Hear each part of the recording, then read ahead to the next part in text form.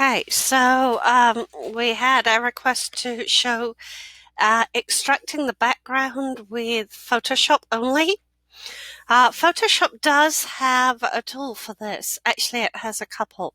I'll see how much time we've got, but I'll definitely show you the one I use the most, which is Select Subject. So I am on it's the Magic Wand tool.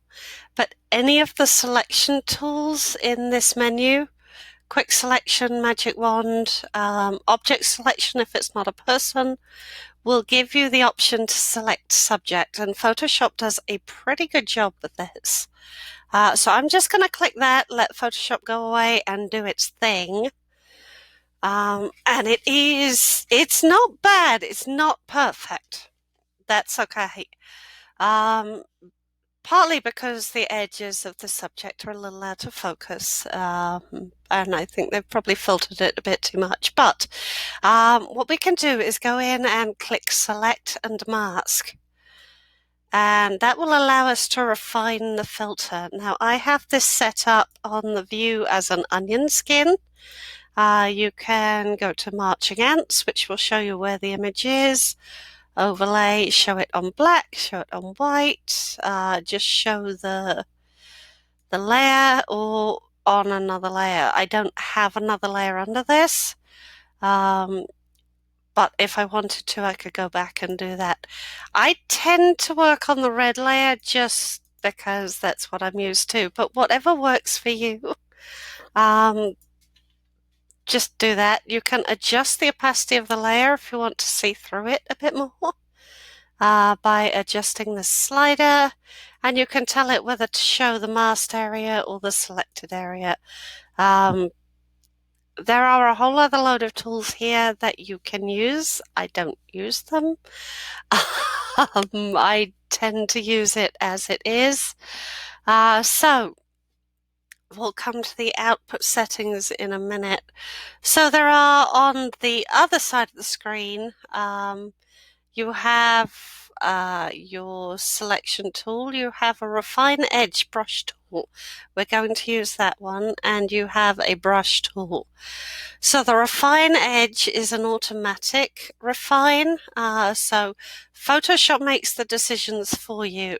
And I've got a kind of a small brush, so I'm going to make that a bit larger. And if I come in here like this, Photoshop is going to make a decision about what should stay and what should go. And it's not bad. If you put the center of the cross on the bit you care about selecting, it does a reasonable job. They have improved this tool enormously in the last couple of versions. So I'm just going to use this to go over and just refine this edge a little bit. And I've got a patch up here where if I go to show this on black and white, you can see it's come into here a little bit. Sometimes you have to click through these to see what is exactly going on. But I've got a little selection there I don't want, so I'm going to switch to the paintbrush. And the paintbrush is not automatic. The paintbrush is you telling it what you want it to do. And I have add. So I am adding this to the part of the image I do not want to hide.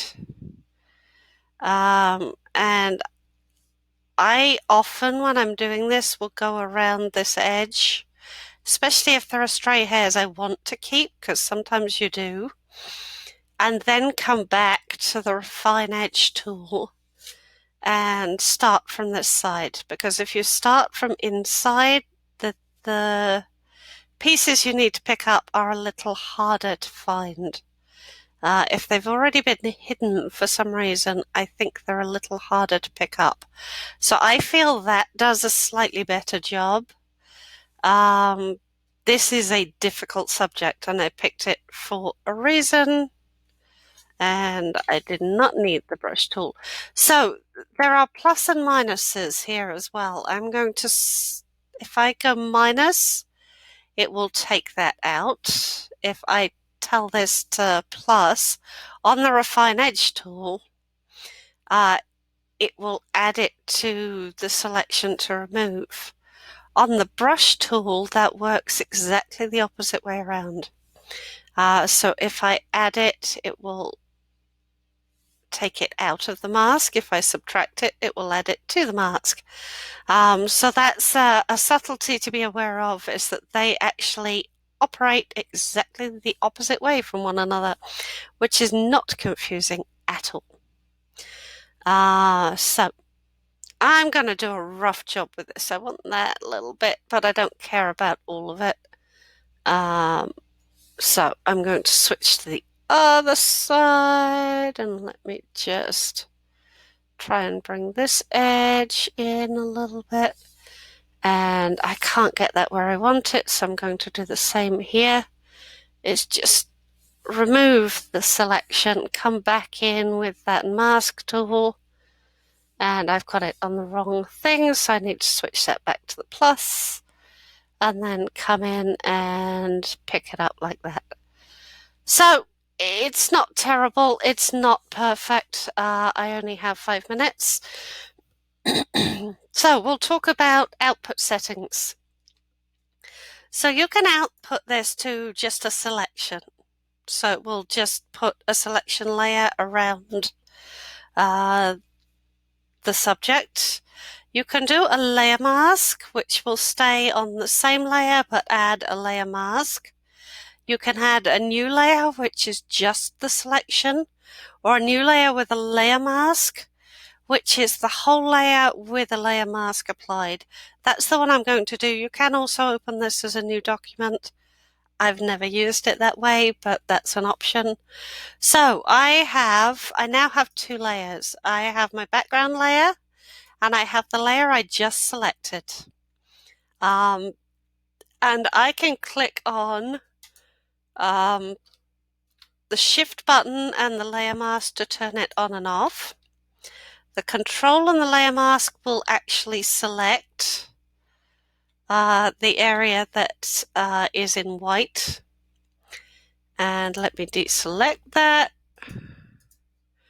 And if I use the Alt, or I think it's Option on a Mac, it will actually go into the black and white on the layer mask, and I want this. This is how I really refine my layers. So I'm going to press Control and L to bring out my levels adjustment. And I want these grey areas to go to black. So I'm just going to pull my black slider up.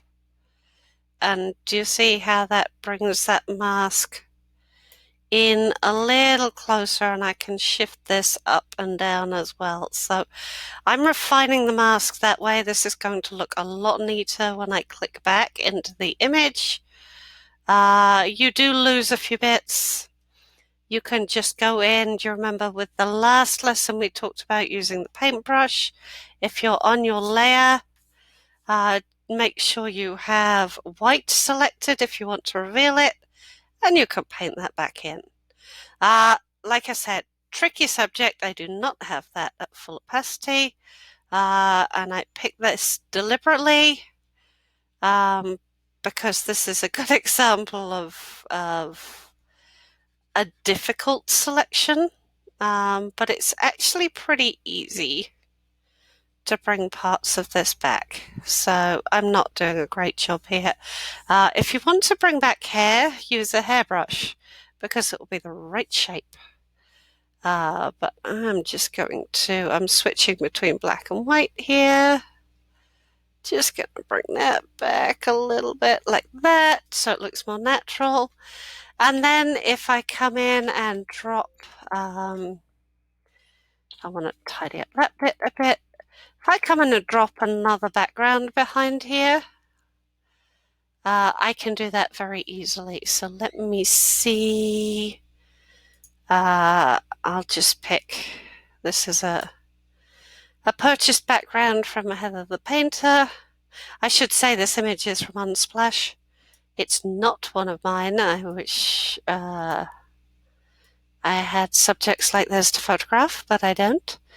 So I would just pull that behind, and you see I've got a fairly decent selection. It's usable selection on that background. So that is one of the options that Photoshop has for removing or replacing a background, is just to go into the select subject and refine the mask with select and mask. And I don't have a mask in place if I were on this layer. By the way, once you've got that mask, you can go back in here and select it again. So that's always good to know. This was a little quick. Hope that helps. If you want more details on how to do this in more detail, let me know. We'll take another look.